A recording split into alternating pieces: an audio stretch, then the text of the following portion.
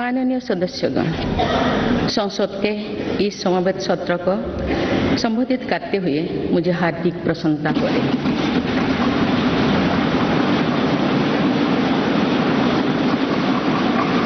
कुछ ही महीने पहले देश ने अपनी आज़ादी के 75 वर्ष पूरी करके आज़ादी के अमृत काल में प्रवेश किया है।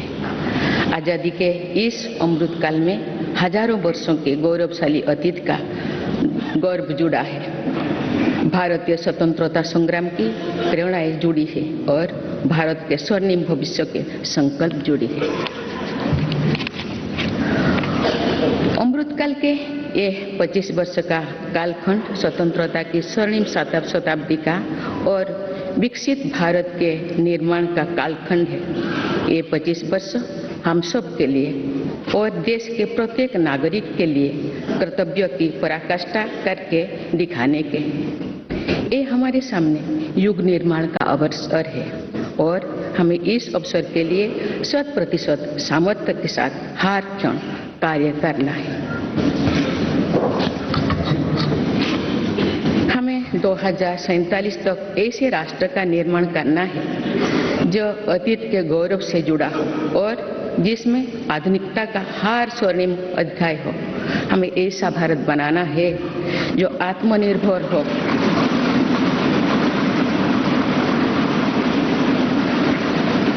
और जो अपने मानवीय दायित्व का पूरा करने के लिए भी समर्थ हो। ऐसा भारत हो जिसमें गरीबी ना हो, जिसका मध्यम वर्ग भी वैभव से युक्त हो। ऐसा भारत हो जिसकी युवा शक्ति और नारी शक्ति समाज और राष्ट्र को दिशा देने के लिए सबसे आगे खड़े हो, जिसके युवा समय से 2 कदम आगे चलते हो। ऐसा भारत जिसकी विविधता और अधिक उज्जवल हो, जिसकी एकता और अधिक अटल हो।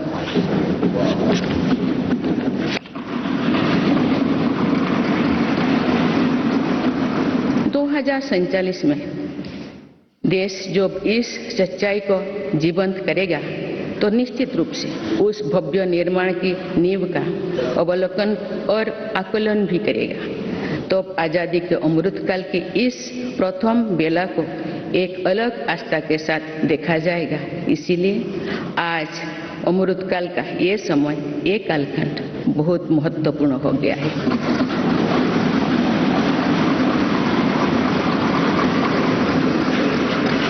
माननीय सदस्यगण, मेरी सरकार को देश के लोगों ने जो पहली बार सेवा का अवसर दिया तो सबका साथ सबका विकास के मंत्र से हमने शुरुआत की थी। समय के साथ इसमें सबका विकास, सबका विश्वास और सबका प्रयास भी जुड़ा गया।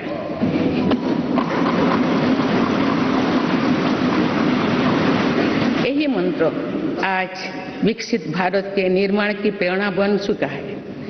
विकास के ये कर्तव्य पथ पर चलते हुए मेरी सरकार को कुछ ही महीने में 9 वर्ष पूरी हो जाएगी।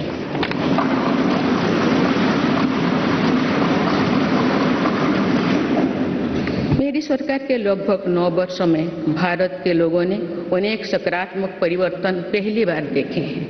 सबसे बड़ा परिवर्तन ये हुआ है कि आज हर भारतीय का आत्मविश्वास शीर्ष पर है और दुनिया का भारत को देखने का नजरिया बदला है।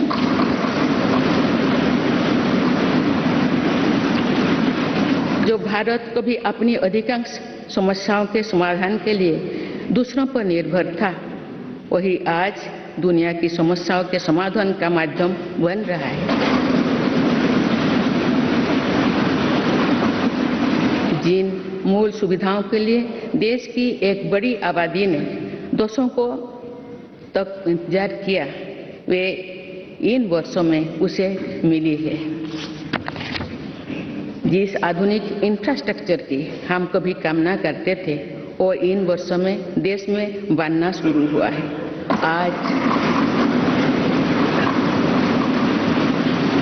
आज भारत में ऐसा डिजिटल नेटवर्क तैयार हुआ है जिससे विकसित दिशा में देशों में प्रेरणा ले रही है। बड़े बड़े घरेलू सरकारी योजनाओं में भ्रष्टाचार की जिन समस्याओं से देश मुक्ति चाहता था, वो मुक्ति अब देश को मिल रही है।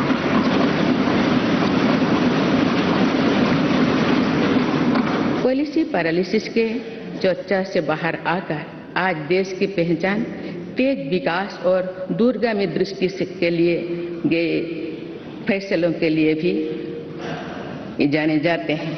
इसलिए हम दुनिया की 10वें नंबर की अर्थव्यवस्था से 5वें नंबर पर पहुंचे।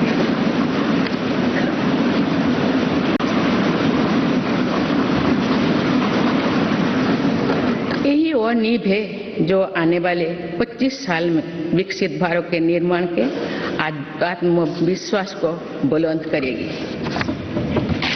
माननीय सदस्यगण, भगवान बसवेश्वर ने कहा था, कायोपवे कैलाश, अर्थात कर्म ही पूजा है, कर्म में ही शिव। उनके दिखाई मार्गों पर चलते हुए मेरी सरकार राष्ट्र निर्माण के कर्तव्य को पूरा करने में तत्परता से जुटी है। आज भारत में एक स्थिर, निडर, निर्णायक और बड़े सपनों के लिए काम करने वाली सरकार है।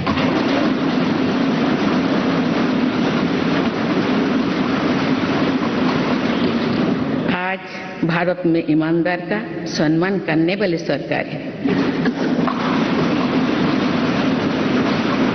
आज भारत में गरीबी को स्थायी समाधान और उनके स्थायी सशक्तिकरण के लिए काम करने वाली सरकार है। आज भारत में अभूतपूर्व स्पीड और स्केल पर काम करने वाली सरकार है। आज भारत में इनोवेशन और टेक्नोलॉजी के माध्यम से जन कल्याण को सर्वोपरि रखने वाली सरकार है। आज भारत में महिलाओं के सामने से हार बाधा को दूर करने वाली सरकार है। आज भारत में प्रगति के साथ ही प्रकृति का भी संरक्षण करने वाली सरकार है। आज भारत में विरासत के संरक्षण के साथ ही आधुनिकता को बढ़ावा देने वाली सरकार है। आज भारत में अपनी वैश्विक भूमिका को लेकर आत्मविश्वास से आगे बढ़ने वाली सरकार है। माननीय सदस्यगण, मैं आज इस सत्र के माध्यम से देशवासियों का आभार व्यक्त करती हूँ कि उन्होंने लगातार 2 बार एक स्थिर सरकार को चुना है। मेरी सरकार ने देश हित को सदैव सर्वोपरि रखा। नीति रणनीति में संपूर्ण परिवर्तन की इच्छा शक्ति दिखाई।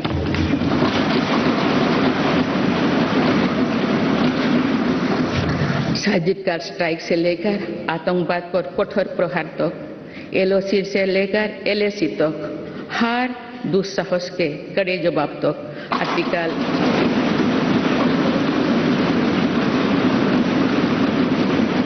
आर्टिकल 370 को हटाने से लेकर 3 तलाक तक मेरी सरकार की पहचान एक निर्णायक सरकार ही रही है।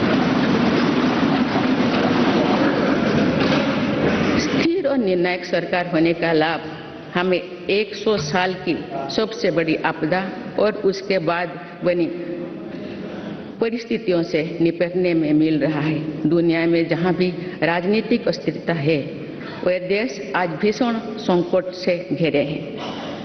लेकिन मेरे सरकार ने राष्ट्रहित में जो भी निर्णय किए, उससे साथ भारत का बाकी दुनिया से बहुत बेहतर स्थिति में है।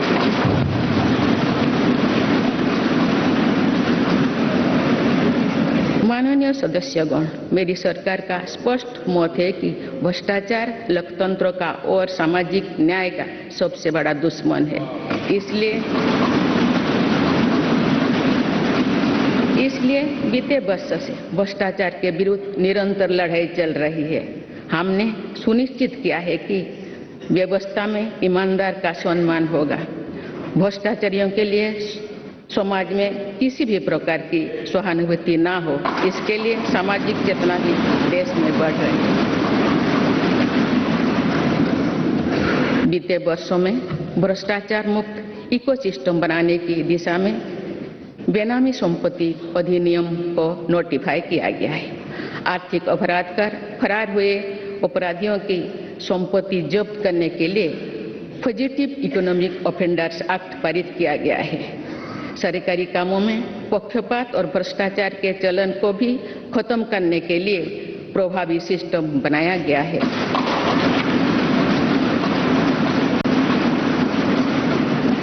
आज सरकारी कामों में टेंडर और खरीद के लिए गवर्नमेंट ई मार्केट प्लेस जैसे व्यवस्था है, जिसमें अब तक 3 लाख करोड़ रुपए से अधिक का ट्रांजैक्शन हुआ है। राष्ट्र निर्माण में ईमानदार योगदान देने वालों को आज विशेष सम्मान दिया जा रहा है। इनकम टैक्स रिटर्न फाइल करने के कोई जटिलताओं को खत्म कर देशवासियों का जीवन आसान बनाया गया है। फेसलेस जांच को बढ़ावा देने की वजह से व्यवस्था में पारदर्शिता आई है और उसे जवाबदेह भी बनाया गया है।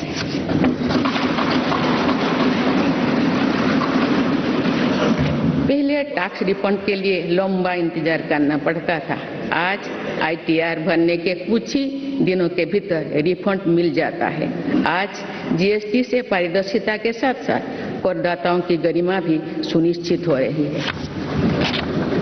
जनधन, आधार, मोबाइल से कुछ फर्ज लाभार्थियों को हटाने से लेकर one nation one ration card तक एक बहुत बड़ा स्थायी सुधार हमने किया।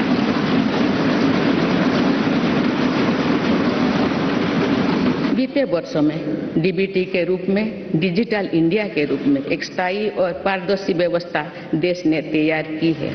आज 300 से ज्यादा योजनाओं का पैसा सीधे लाभार्थियों के बैंक खाते तक पहुंच रहा है।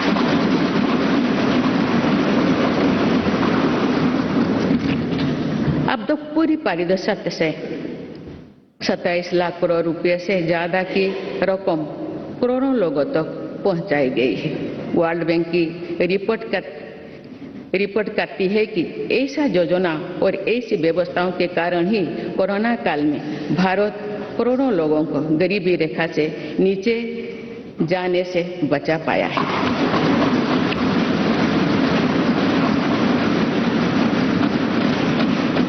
जब भ्रष्टाचार रुकता है और टैक्स की पाई का सदुपयोग होता है तो हर टैक्स पेयर को भी गर्व होता है। माननीय सदस्यगण, आज देश का ईमानदार करदाता चाहता है कि सरकारें शॉर्टकट की राजनीति से बचे। ऐसा योजनाएं बने जो समस्याओं के स्थायी समाधान को प्रोत्साहित करे।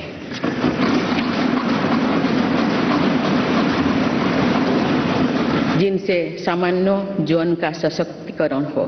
इसलिए मेरी सरकार ने वर्तमान चुनौतियों से निपटने के साथ ही देशवासियों के दीर्घकालीन सशक्तिकरण पर बल दिया है।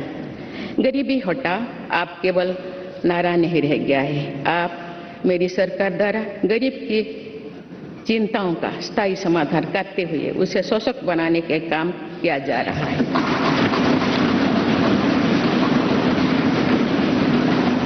जैसे गरीबी का एक बहुत बड़ा कारण बीमारी होती है।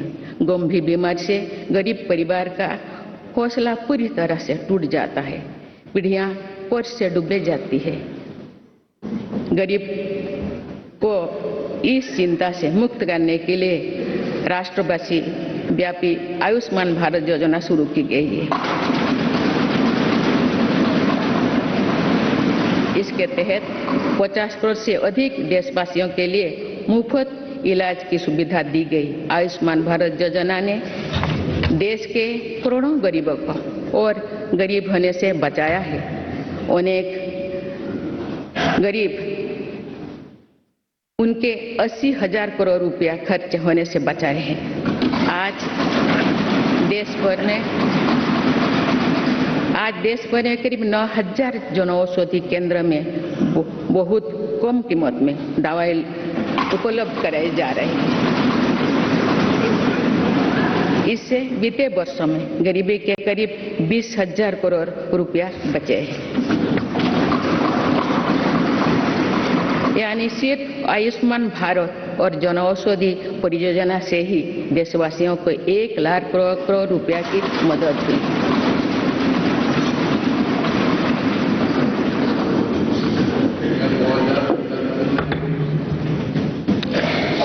मैं सामान्य नागरिकों के जीवन से जुड़े सबसे महत्वपूर्ण संसाधन पानी का उदाहरण आप सभी के सामने रखना चाहूंगी। मेरी सरकार ने हर घर जल पहुंचाने के लिए जल जीवन मिशन शुरू किया।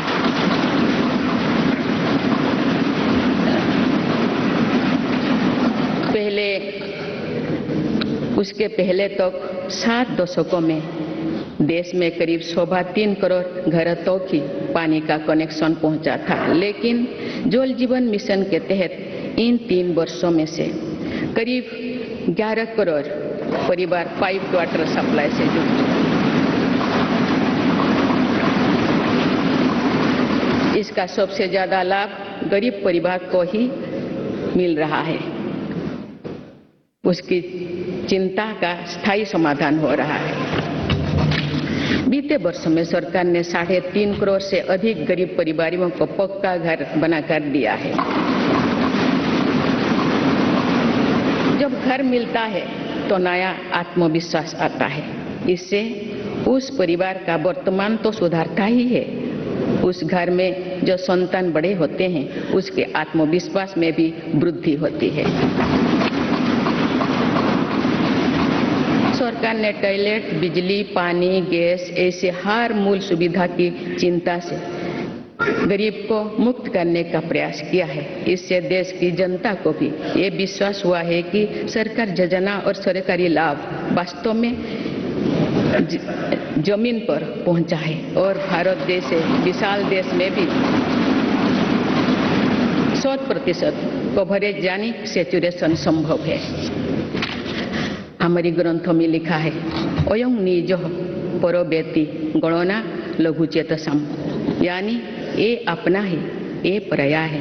ऐसी सोच सही नहीं होती। मेरी सरकार ने बिना किसी भेदभाव के हर वर्ग के लिए काम किया है। बीते कुछ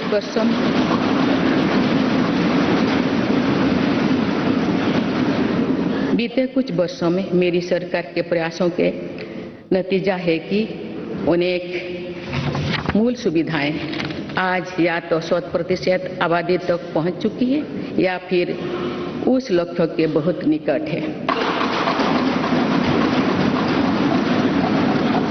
मेरी सरकार हर योजना में 100% सैचुरेशन के साथ ही अंत्योदय के प्रति भी पूरी निष्ठा से काम कर रही है। हमारी कोशिश है कि योजनाओं का लाभ सही और सभी लाभार्थियों को मिले, कोई भी सरकार की योजना के लाभ से वंचित ना हो। माननीय सदस्यगण, हमने देखा है कि कोरोना काल के दौरान दुनिया भर में किस तरह गरीब के लिए गुजारा मुश्किल हो गया था, लेकिन भारत उन देशों में से एक है जिसने गरीब का जीवन बचाने का सर्वोच्च प्राथमिकता दी।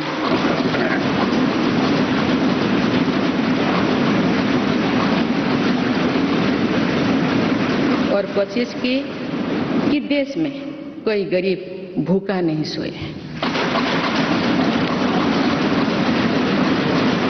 मुझे खुशी है कि मेरी सरकार ने पीएम गरीब कल्याण अन्न योजना को नई परिस्थितियों के अनुसार आगे भी चलाने का निर्णय लिया है।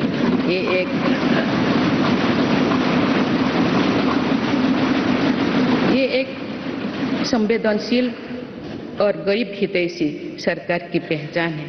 पीएम गरीब कल्याण अन्न योजना के तहत सरकार गरीबों को मुफ्त अनाज के लिए लगभग 3.5 लाख करोड़ रुपया खर्च कर चुकी है।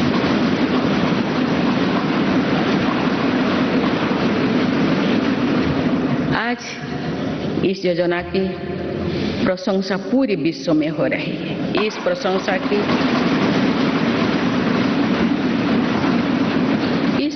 की ये वजह ये भी है कि टेक्नोलॉजी की मदद से बनी पारदर्शी व्यवस्था में आज पूरा का पूरा हर लाभार्थी तक पहुंच रहा है।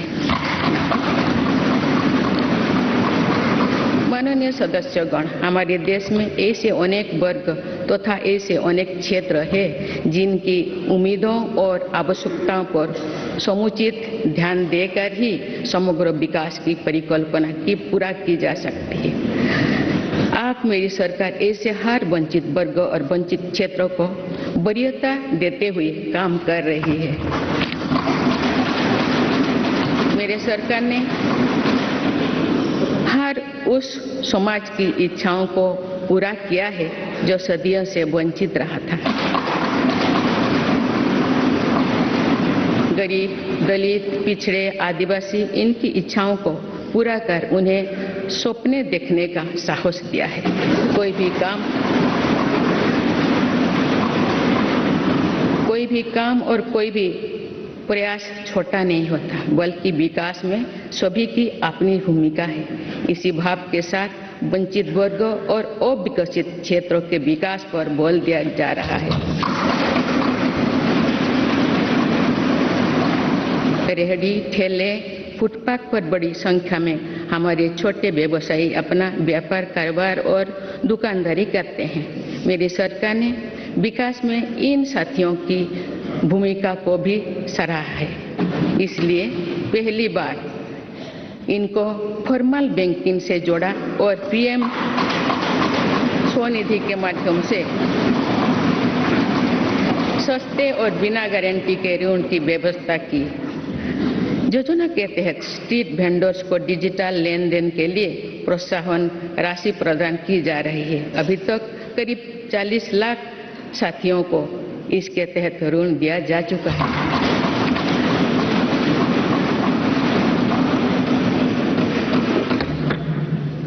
मेरी सरकार की प्राथमिकता में देश के 11 करोड़ छोटे किसान भी हैं। ये छोटे किसान दशकों से सरकार की प्राथमिकता से वंचित रहे थे। आप इन्हें सशक्त और समृद्ध करने के लिए हर तरह की कोशिश की जा रही है।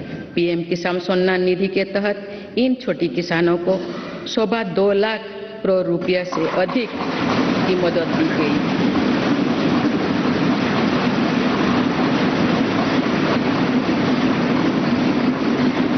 खास बात यह है कि इन लाभार्थियों में लगभग 3 करोड़ लाभार्थी महिलाएं हैं।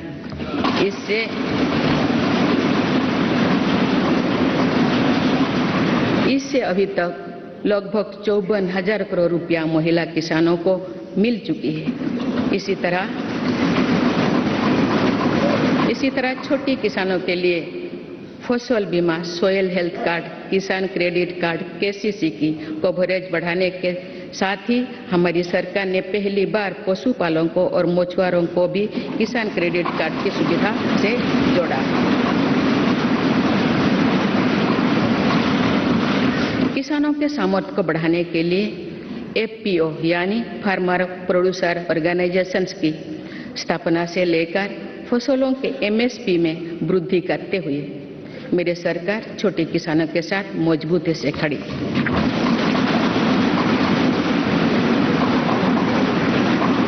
माननीय सदस्यगण, मेरी सरकार ने अनुसूचित जाति, जनजाति और अन्य पिछड़ा वर्ग की आकांक्षा को जगाया है।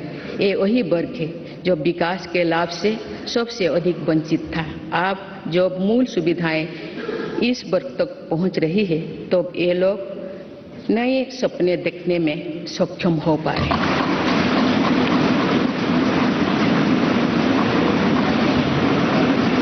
अनुसूचित जाति के सामाजिक आर्थिक सशक्तिकरण के लिए डॉक्टर अंबेडकर उत्सव धाम, अमृत जलधारा और युवा उद्यमी योजना जैसे कार्यक्रम चलाए जा रहे हैं। आदिवासी गौरव के लिए तो मेरी सरकार ने अभूतपूर्व फैसला किए हैं। पहली बार देश ने भगवान बिरसा मुंडा के जन्म दिवस को जनजातीय गौरव दिवस के रूप में मनाना शुरू किया। हाल ही में मानगढ़ धाम में सरकार ने आदिवासी क्रांतिवीरों को पहली बार राष्ट्रीय स्तर पर श्रद्धांजलि दी। आज 36,000 से अधिक आदिवासी बाहुल्य वाले गांवों को प्रधानमंत्री आदि आदर्श ग्राम योजना के तहत विकसित किया जा रहा है। आज देश में 400 से अधिक एकलव्य मॉडल स्कूल आदिवासी क्षेत्रों में खुल चुकी है। देश भर में 3000 से अधिक वन धन विकास केंद्र आजीविका के लिए साधन बने हैं। मेरी सरकार ने राष्ट्रीय पिछड़ा वर्ग आयोग को संवैधानिक दर्जा देकर ओबीसी के वेलफेयर के लिए हमारी प्रतिबद्धता को स्पष्ट किया है। बंजारा, घुमंतु और घुमंतु समुदाय के लिए भी पहली बार वेलफेयर एंड डेवलपमेंट बोर्ड का गठन किया गया है। माननीय सदस्यगण, देश में 100 से अधिक जिले ऐसे थे जो विकास के अनेक पैमानों से पीछे रह गए थे। सरकार ने इन जिलों को आकांक्षी जिले एस्पिरेशनल डिस्ट्रिक्ट घोषित कर इनके विकास पर ध्यान दिया। आज ये जिले देश के दूसरे जिले से बराबरी की ओर बढ़ रहे हैं।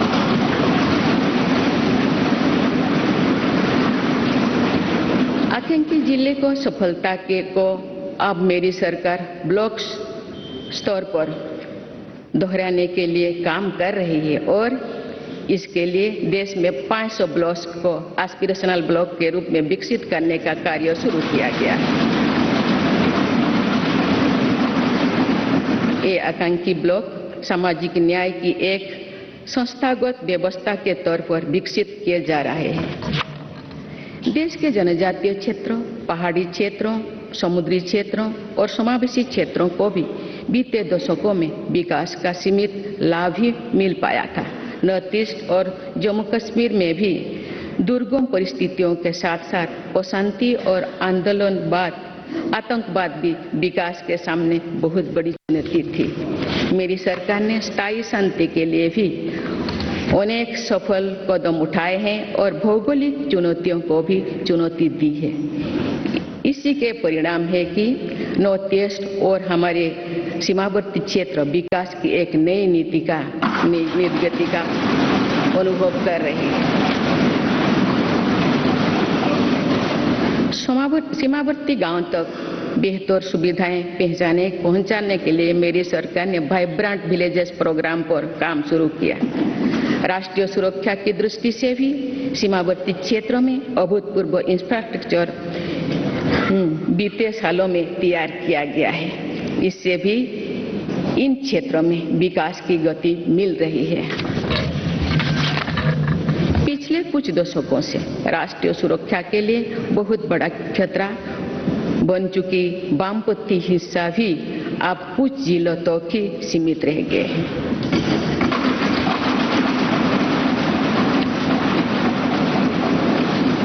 माननीय सदस्यगण, मेरी सरकार की एक बहुत बड़ी उपलब्धि महिला सशक्तिकरण की रही है। इस संदर्भ में मुझे नारी शक्ति नामक एक प्रेरक कविता का स्मरण होता है, जिसे भारतीय साहित्य की अमर विभूति स्वाधीनता सेनानी तथा ओडिया भाषा की सुप्रसिद्ध नारी कवि उत्कल भारती कुंतला कुमारी सावत ने लिखा था। आज से लगभग 100 वर्ष पहले उन्होंने ये उद्घोष किया था, वसुंधरा तले भारत रमणी नुहे हीन नुहे दिन अमर कीर्ति कोटि जुगे केबे जगत नुहे बोलिना। अर्थात भारत की नारी पृथ्वी पर किसी की तुलना में ना तो हीन है ना दीन है। संपूर्ण जगत में उसकी अमर कीर्ति युगों युगों तक कभी लुप्त नहीं होगी, यानी सदैव बनी रहेगी। मुझे ये देखकर गर्व होता है कि आज की हमारी बहनें और बेटियां उत्कल भारती के सपनों के अनुरूप विश्व स्तर पर अपनी कीर्ति पताका लहरा रहे हैं। मुझे प्रसन्नता है कि महिलाओं की ऐसी प्रगति के पीछे मेरी सरकार के प्रयासों का संबल रहा है।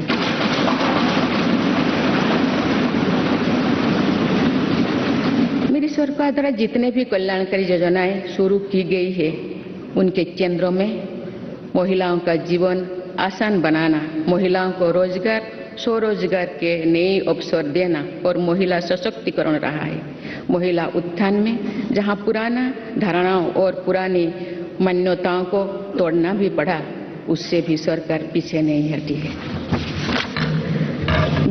बेटी बचाओ बेटी पढ़ाओ अभियान की सफलता आज हम देख रहे हैं। सरकार के प्रयासों से समाज में जो चेतना आई, उससे बेटियों की संख्या में निरंतर वृद्धि हो रही है।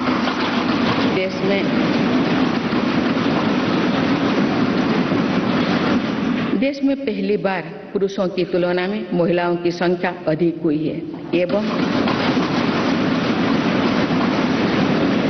एवं महिलाओं का स्वास्थ्य भी पहले के मुकाबले और बेहतर हुआ है। प्रधानमंत्री सुरक्षित मातृत्व अभियान हो या फिर प्रधानमंत्री मातृ वंदना योजना, इनमें मां और बच्चे दोनों की जीवन को बचाने में हम सफल रहे हैं। आयुष्मान भारत योजना की भी लगभग 50% लाभार्थी महिलाओं ही है। माननीय सदस्य लोगों, मेरी सरकार बेटियों की पढ़ाई से लेकर उनके करियर तक हर बाधा को दूर करने का प्रयास कर रही है। देश के सरकारी स्कूलों में बेटियों के लिए अलग टॉयलेट का निर्माण हो या फिर सैनिटरी पैड से जुड़ी योजना, इससे बेटियों के ड्रॉप आउट रेट भी बहुत कम आई। स्वच्छ भारत अभियान से महिलाओं की गरिमा तो बढ़ी ही है, इससे एक सुरक्षित माहौल भी उन्हें मिला है। सुकन्या सुजना समृद्धि योजना से देश भर की करोड़ों बेटियां के बेहतर भविष्य के लिए पहली बार सेविंग अकाउंट खुली है। नई राष्ट्रीय शिक्षा नीति में भी बेटियां की शिक्षा के लिए अनेक महत्वपूर्ण कदम उठाई गई है।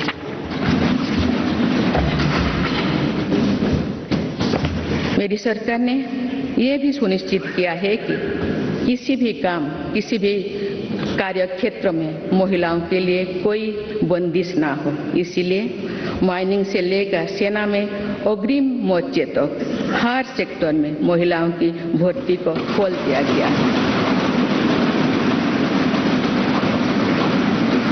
सैनिक स्कूलों से लेकर मिलिट्री ट्रेनिंग स्कूलों तक में अब हमारी बेटियां पढ़ाई और ट्रेनिंग कर रही है। ये मेरी सरकार ही है जिसने मातृत्व अवकाश को 12 सप्ताह से बढ़ाकर 26 सप्ताह किया है।